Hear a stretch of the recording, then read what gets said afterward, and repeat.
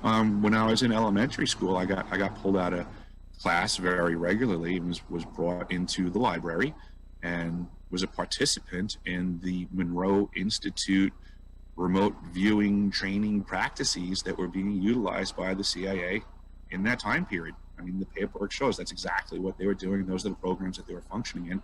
And now I'm learning after the fact by looking into these programs and what their contents are and finding that I've already done all of these things. And I started looking into these programs, and then I started basically participating in them and having recollections of doing them before and like verbatim.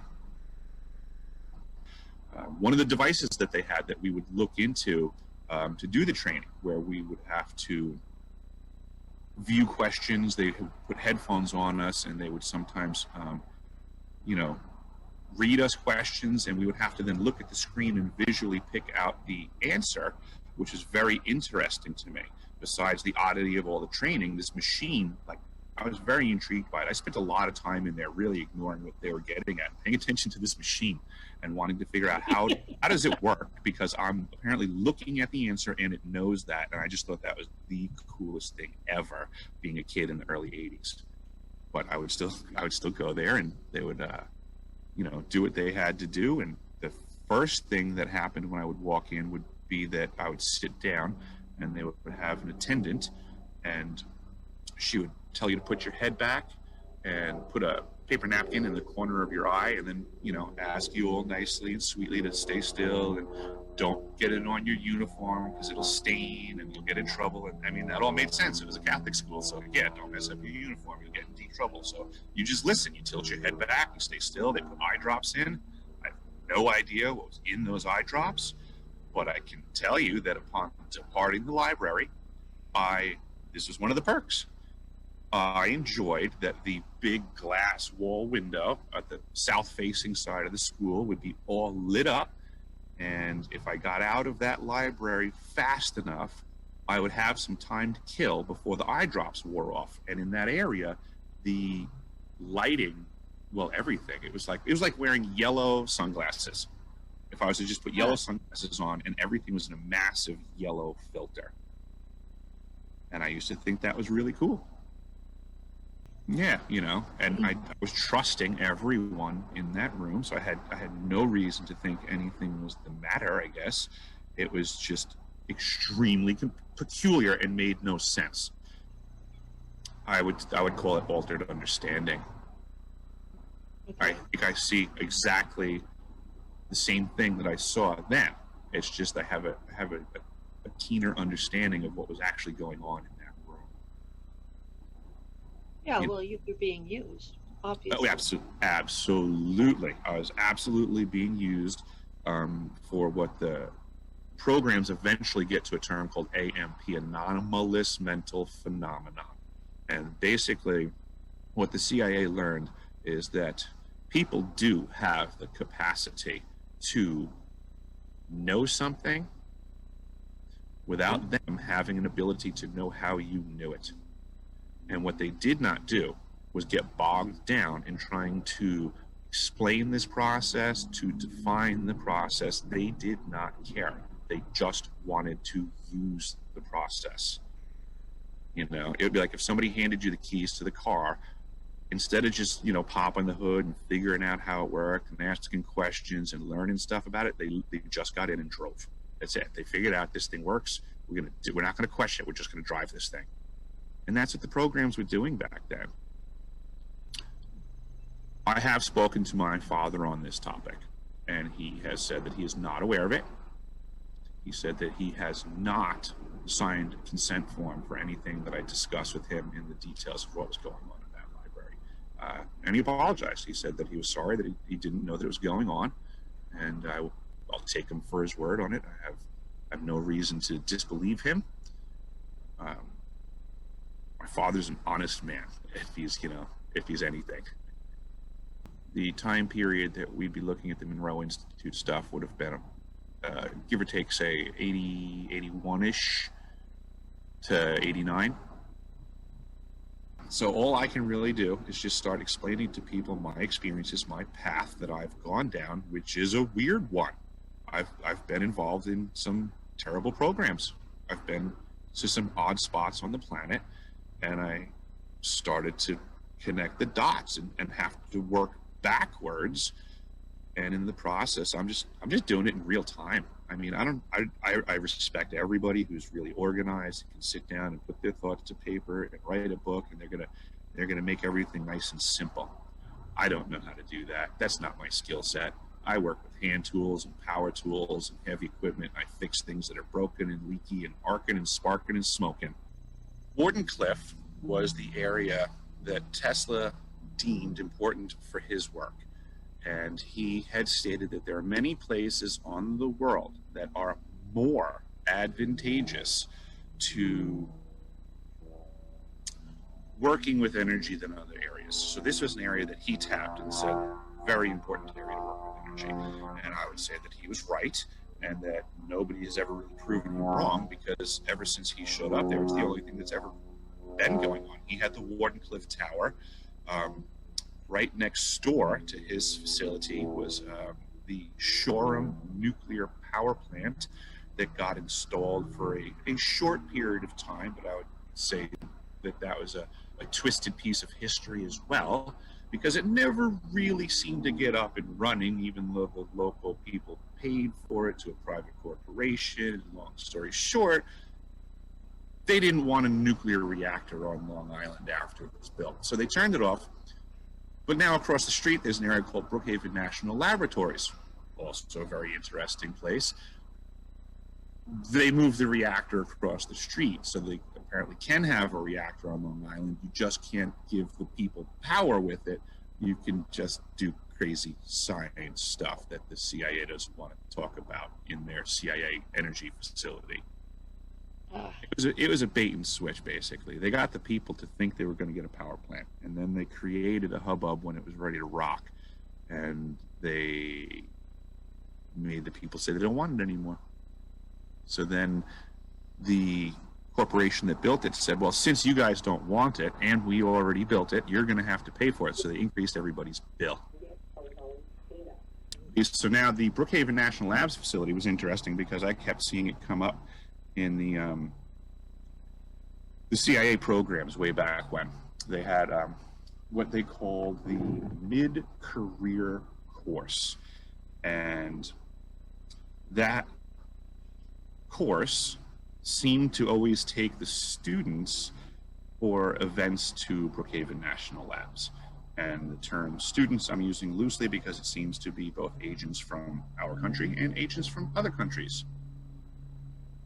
I do know that when I was still running service calls on Long Island, you saw my library. I discussed some of the details on that. So I used to have this interesting activity that would occur very regularly back when people would have called me a tinfoil hat wearing conspiracy theorist. But regardless, I have a pile of books that prove the veracity of my statements. Yes, you do. I would look into things and get a phone call from somebody claiming to be a customer. I would show up to their home. They would have a faucet that was old that they needed repaired. And then in the process, we would have an amazing conversation about the thing that I was researching the day before on my computer. And they would hand me a stack of books on the topic and explain to me a whole bunch of cool things about physics or whatever it is that I was looking at. And they would give me an education and say things like, hi, my name's Jim. I work at Brookhaven National Labs at the light source, wink, wink. And the light source is the projects, that's the reactor, and these are the conversations that I would have with people. And they would be like, you were looking into this, and I have some books here that would help you. Have a great day. And I'd be like, thanks, Jim. Call me if you have a problem with your faucet. Okay. But what do I do with that? It would happen all the time, and I have tons of books because apparently people wanted me to know things. Brookhaven Labs is built in a circle. One of those facilities, yep. And it greatly resembles the smaller portion of the CERN facility. Oh, it totally is. It is a particle accelerator. They have one. They have a circular and a linear. Oh, yeah. they have stuff there that they admit to, and then there's stuff there that I question. If they've actually shut down the linear accelerator and just made it bigger. I'm pretty sure there's another linear accelerator somewhere in the Chicago area. Whether it's in Illinois or Michigan, I'm not sure. I mean, if you look at the map and you look where Brookhaven is, and you look at Montauk Point, and you look at the lighthouse, you have the original lighthouse that Washington commissioned. But slightly further out, a couple of buildings away, is a rectangular white building that is, they call it a Coast Guard or military, they call it like a lookout spot. But it's just this white tower that comes up and has like a window on just the top floor, basically. It's almost like concrete itself, like a periscope or something coming out of the ground, you might say. So if you were to draw a line from Brookhaven to Montauk Point, and you could potentially have a linear accelerator underground, and you just needed to redirect it up 90 degrees and then back down 90 degrees to that other plane and redirect it, I mean, you could start having energy weapons running the length of Long Island, would be one conversation people could discuss. I have, on fistful of occasions that I can remember very clearly, again, showing up in the capacity as a plumber to make a repair to a building on Long Island that I know has, I guess you would say, rich association with the military-industrial complex. But I would do these facilities for repairs, and I would show up and take what I noticed as extremely long elevator rides down. And what happened, and it was just like, oh my God, like this is like, and at the time, I mean, I just took it as, all right, you know, keep your mouth shut, you know, it's probably some top secret thing or something like that, but who knows what else was going on. And I mean, in hindsight now, and hearing stories from folks like you and other people, it's like, I don't imagine that that visit was as simple as I recall it, that I just walked in and walked out. I don't remember so much of the repair work or the return. Yeah, some of the details in and of themselves to anybody else, I mean, they almost mean nothing. But it's in my head where I can correlate these things and put them together and go, you know what, I didn't think that that made sense until this started to make sense, and this started to make sense, and now that gives that some weight, and now that matters. So now I have to consider that new information, and how does that pertain to this over here? And it's just this comedy of errors of a perspective of my past that is just, it's ridiculous at this point to look back and be like, how did this happen? How did I get to all of these spots? And you know, we're learning more and more about these sciences, and I believe that's one of the things that is very telling. You know, a lot of people want to laugh and say, you know, oh, the flashy light, the memory tools and wiping memories, but this is the battlefield of the mind, is where we are at nowadays. The neurosciences and neuro weapons, that's the battlefield of the future. And this is where the research and development has been going on for decades, where folks like myself and you and others have been negatively impacted and basically thrown to the wolves, just so that they can figure out what they could potentially do to other people in the future. These programs actually started under the OSS rather than the CIA. Yes, that is correct. So they Yep. were ongoing since World War I. And when you look into the legalities, if they invoke national security, the government has the legal right to do testing on the civilian population without informing the population. Again, and so that was the tech at the time, right? That was the tech that was available. That was the tech they were investigating at the time. Well, it was the tech that was available, and yes, they were using it, is basically the point that I'm getting at. Is, so I would say, following that logic, let's look at what tech is available today, and then consider, would they do that? Would they use it? And I would just say, it's par for the course. Everywhere we look in history, every time you do an investigation and you say, what did they have available to do? Oh, and it turned out they did it.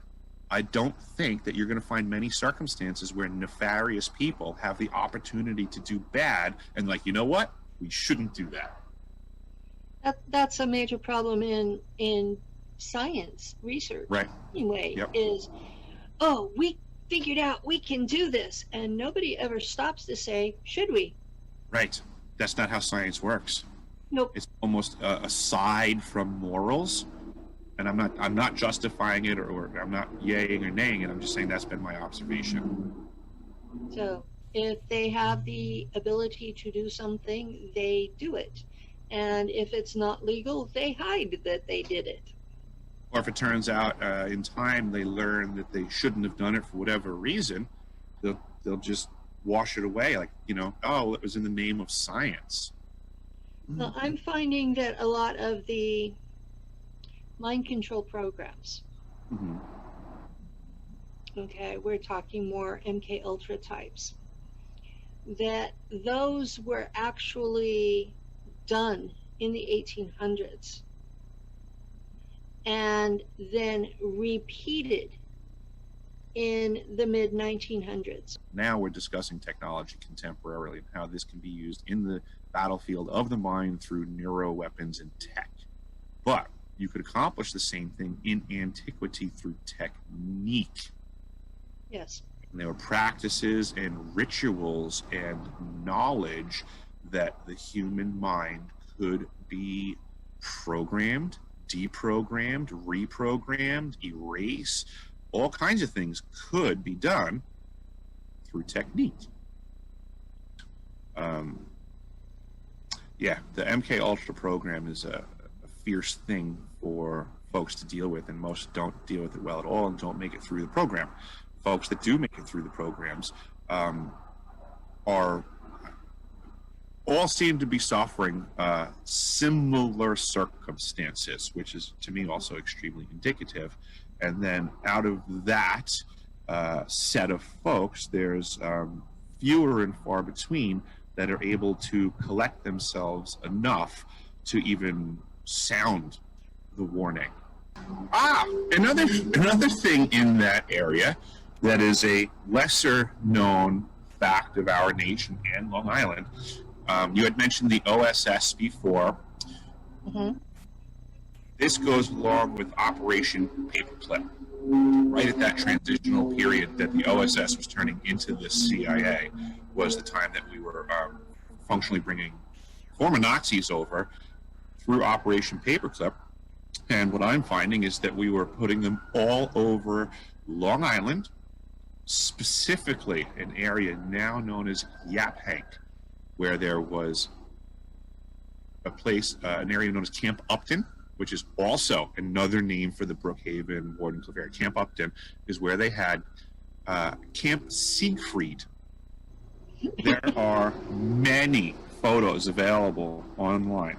If you just do an image search for Camp Siegfried, Long Island, and you will see the amount of Nazi activity that was going on there post-World War II. It was basically where they brought everyone. It was advertised that these German scientists, Operation Paperclip folks, they were living in an area in New York called New Rochelle.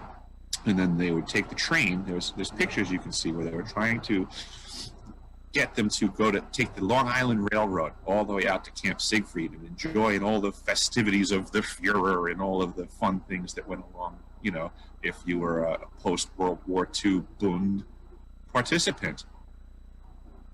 And I've since learned that my grandfather was in the Bund and would go to Camp Siegfried and mingled with the Operation Paperclip folks. This is, again, part of my experience and my depth and breadth of what was going on Long Island is that, yeah, you know, it turns out my family was involved with this stuff, and I'm finding wild facts and proofs in my own family line. You say that, you know, bloodlines matter. I'm learning that Bloodlines do indeed matter, and there's veracity to this, you know. and there are a lot of folks that don't know what bloodline they are and have no idea why certain things are happening to them that are bloodline related.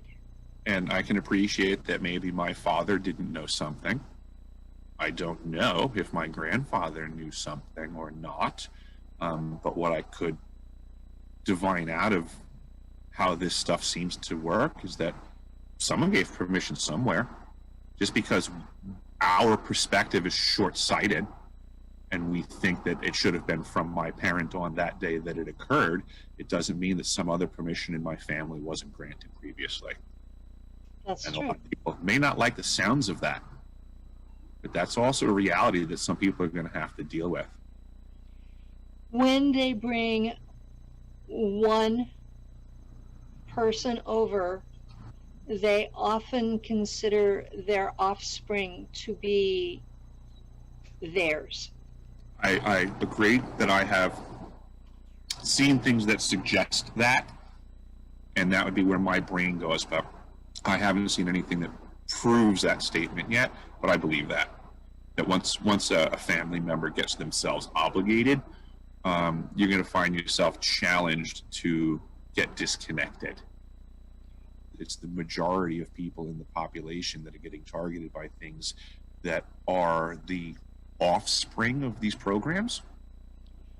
We had a comment on our Facebook feed.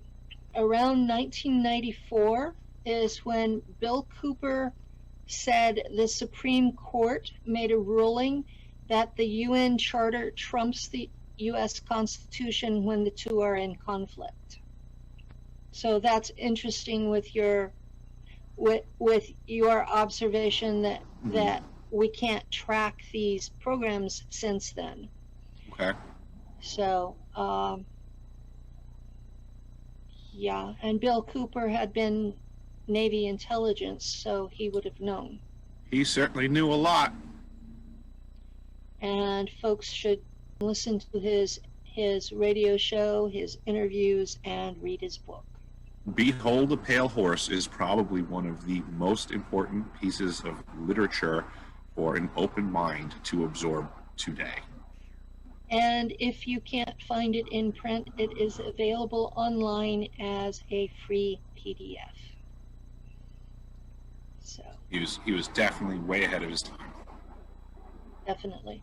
He was one of the first official whistleblowers to tell us that the Greys were actually real and that the government knew it.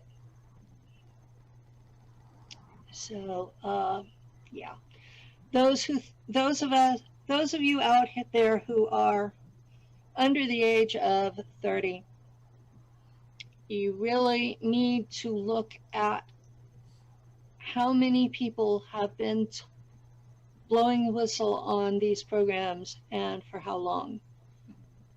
I know that Bill Cooper was one of them. Michael Relf was one of them. Phil Schneider was one. There are lots of testimonies out there, and one by itself does not a movement make, but there are hundreds of people now who have come forward, and some have been killed for their testimonies. Bill Cooper was executed for telling us that Osama bin Laden was not behind 9/11. This is kind of where that issue for me with the proofs gets like challenging, because it's like here we have so many people that have provided a very solid link for the chain, so to say. And, everybody, that's what they want. They want links in the chains and make all of the connections. But when people provide you solid links for the chain, and you then basically refuse to connect them or see the connection or tolerate the possibility of the connection and just leave them all as links on the floor, I mean, that's just choosing to live in ignorance. There is a certain amount of programming that is valuable in that as well. And that is what we're seeing contemporarily, is that it's no longer that they necessarily have to, drag you in somewhere and beat the information that they want in your head into you. There's more subtle ways, but they can absolutely get that information into your head.